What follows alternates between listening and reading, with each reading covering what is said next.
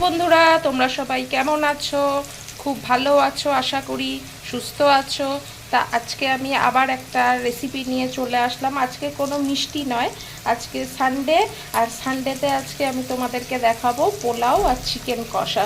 Chicken কষা সবাই করতে জানো, সেটা আমি ভালো মতনই ভাবে জানি, তবু আমি একটু দেখাচ্ছি, তাও পুরো দেখাবো না, শুধু চিকেন আর পোলাওটাই রান্না করে তোমাদেরকে আমি দেখাবো। তা আমি চিকেনটা রান্না করার জন্য একটু আলু ভেজে নিচ্ছি। তা ইচ্ছা হলো সানডে, আর গরম কমবেও না, সেটাও আমি জানি গরম কমবে না, সেই জন্য গরমের আশা না করে বানিয়েই ফেললাম। গরম কবে কমবে তার জানি না, বৃষ্টি কবে হবে সেটাও আমি জানি না, কিন্তু তার আশা না করে এই গরমের মধ্যেই করলাম চিকেন কষা আর পোলাও। আমার সাথে থেকো, ঠিক আছে? আমি রান্নাটা করি আর আমার সাথে থেকো। আবার আর একদিন মিষ্টি করব, আবার আর একদিন তোমাদেরকে মিষ্টির রেসিপিও দেখাবো, ঠিক আছে? চলো। দেখতেই পাচ্ছ এখানে আমার চিকেনটা ধোয়া হয়ে গেছে, আর চিকেনটাকে ভালো করে পরিষ্কার করে ধুয়েছি, গরম জলেও ধুয়েছি।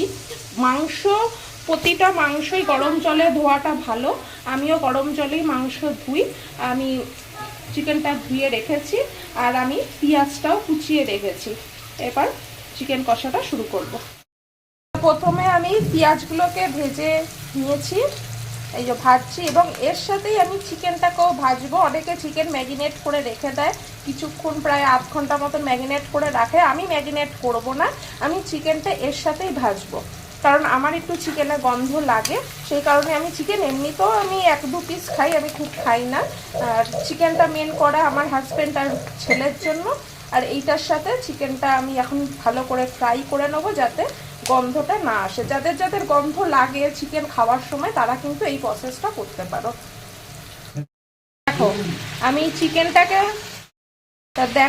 চিকেনটাকে পেঁয়াজের সাথে ভালো করে ভেজে নিচ্ছি। অল্প একটু আমি লবণ দিয়েছি, এই লবণটা দিয়ে একটু ভালো করে ভেজে নেব। তারপরে আমি আদা আর রসুন বাটাটা দেবো, ওর সাথে মশলা দেবো, তারপর ওই মশলা দিয়ে ভালো করে কষাবো।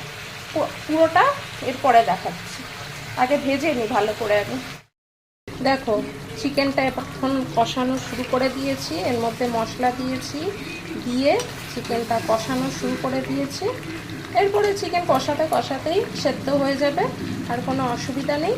তারপরে তোমাদেরকে রেডিটা দেখিয়ে দেবো। তা আমার চিকেন কষা একদম কমপ্লিট হয়ে গেছে। এরপর আমি পোলাওটা বসিয়ে নিই। পোলাওটা আমি হাঁড়িতে করছি, আর পোলাওটা আমি তোমাদেরকে বলে দিচ্ছি যে, আর পোলাও তো তোমরা সবাই পারো, আর বলার কিছু নেই, সেই জন্য পোলাওটা একেবারে যখন নামাবো তখনই তোমাদেরকে দেখাই। দেখছো বন্ধুরা, আমার পোলাওটা একদম তৈরি হয়ে গেছে এবং কতটা ঝুরঝুরে হয়ে গেছে। তা এই পোলাওটা তোমাদের রেসিপিটা আর একদিন আমি দেখাবো, যেহেতু আজকে আমি পোলাওটা হাঁড়িতে করেছি, কড়াইতে করিনি। আর হাঁড়িতে করলে ভালো মতনভাবে দেখানো যায় না, কড়াইতে করলেই দেখানো যায়। আর এই যে দেখো চিকেনটা, দেখো কতটা কষা, এটাকে আমার কষা চিকেন আর পোলাও। তা পোলাওটা আজকে আমি মুখেই বলে দিচ্ছি, তোমাদের রেসিপিটা তোমরা মুখে শুনে করতে পারো ভালোভাবে। আমি হাঁড়িতে প্রথমে ঘি দিয়ে দিয়েছিলাম, আর যে পোলাওয়ের যে চালটা, এটা আমি গোবিন্দভোগ চাল ইউজ করেছি, আর এইটা ধুয়ে একটু শুকিয়ে রেখে নিয়েছিলাম। আর হাঁড়িতে আমি ঘি দিয়েছিলাম, তার সাথে তেজপাতা, কাজু বাদাম, কিশমিশ, আর যা দেয়, মানে ওই তেজপাতা দিয়ে, আর তোমরা যদি গোটা গরম মশলা দিয়েছিলাম, মানে যেটা এলাচ দিয়েছিলাম। তারপর চাল দিয়ে দিয়েছিলাম, চালের ওপর দিয়ে দিয়েছিলাম লবণ আর চিনি দিয়ে ভালো করে, একটু হলুদ দিয়ে ভালো করে নেড়ে চেড়ে, আর পরিমাণ মতন জল, অতিরিক্ত জল দিলে কিন্তু একদম মানে কলা ভাতের মতন হয়ে যাবে। পরিমাণ মতন গরম জল, ঠান্ডা জল দিলে হবে না, গরম জল দিয়ে তারপরে একটু ঢাকা দিয়ে, আর গ্যাসের ফ্লেমটা একেবারে লো করে দিয়ে নামিয়ে নিলাম। হয়ে গেল আমার পোলাও আর চিকেন কষা। ভালো লাগলে অবশ্যই তোমরা কমেন্ট করো, আর আমার ফেসবুকটা ফলো করে দিও। চলো টাটা।